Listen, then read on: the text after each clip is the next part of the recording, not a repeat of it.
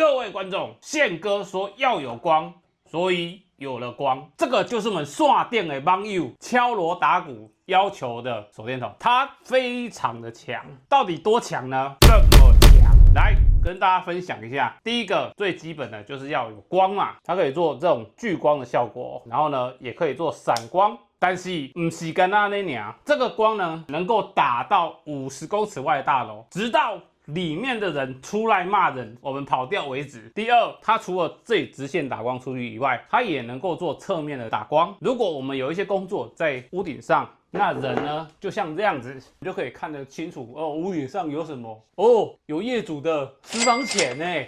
另外呢，它不是只有这黄光，它还可以变成红光。放在车上的时候，车不小心有一些什么问题，可以放在那边警示后面的车。不要担心，这个东西不会摇晃，因为它是磁性的，它这个很紧，除非你故意去拿它。最后，这个东西屌炸天，当你有需求的时候，还可以变成你的充电器呀。